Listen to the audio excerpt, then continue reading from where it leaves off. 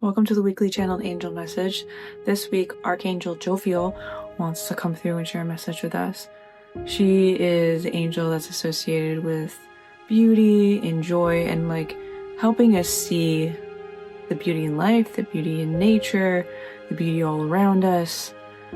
She's got a really great energy. I mean, all the angels do, but she can kind of really help us if we're looking at all the negatives and the darkness. She kind of brings in the light, kind of help balance things out. So let's tune into her and just see what she wants to share with us.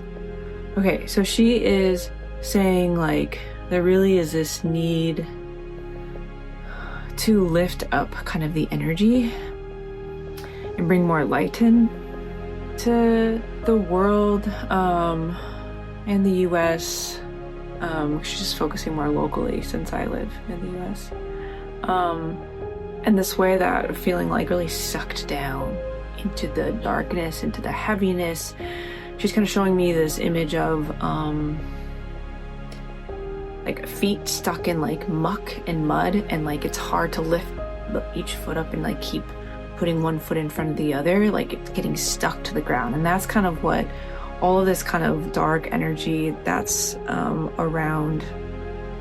So I think that's happening with the ICE occupation in Minnesota and other places in the US and other, I don't know what word she would use for this, but just she keeps coming back to darkness and harm that's happening in the US and in the world. There's just a lot going on. And the media, well, it's important to cover this stuff because we can't pretend like it's not happening, and that's dangerous to turn away from the atrocities. That's the other word that she wants to use. Atrocities that are happening around the world. So it's important to cover them, but we're being saturated with all this stuff. And so it's keeping us stuck. So we need to find a balance.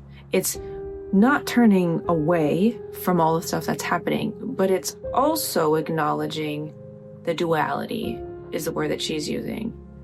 In therapy speak land, we might call it the dialectical thinking, the dialect.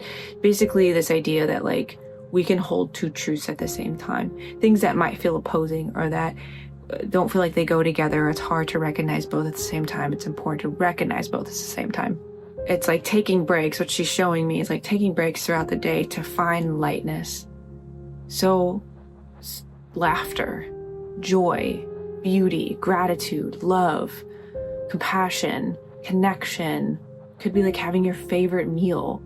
It could be going for a walk outside. It could be listening to the birds, putting on your favorite record, coloring she's bringing up, just the different things that she's calling to mind, pulling tarot cards or oracle cards, sitting with crystals, sitting with plants, furry animals like your pets, your partner, your friends, your family, yourself, sitting with yourself and connecting to your spirit and your guides and loved ones in spirit, all of that. These are ways that we can weave in to our day-to-day life and week to week. These moments of reprieve is what she's saying, these moments of joy, these moments of lightness. It would be we're still walking through mud and muck, but every once in a while, we get off that path for a moment. It's still there. We're walking alongside this mud and this muck, but we've taken a break and we're not stuck in it, and walking feels lighter. Maybe it's switching out is kind of what she's showing me, tagging out someone else in. So this idea of we can't do everything. And so that's why community effort with resistance and community care and support is so important.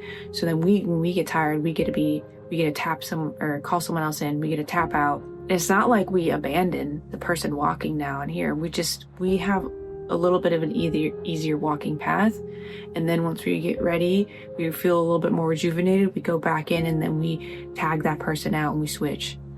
And so that doesn't just mean in revolutions or resistance movements or civil rights movements or things like that, but it's also day-to-day life of letting someone else cook for you. Maybe you have a friend where both of you do most of the cooking and you decide one day a week one of you is going to cook for both of you, and then maybe the next week you cook for both of you, like you switch off.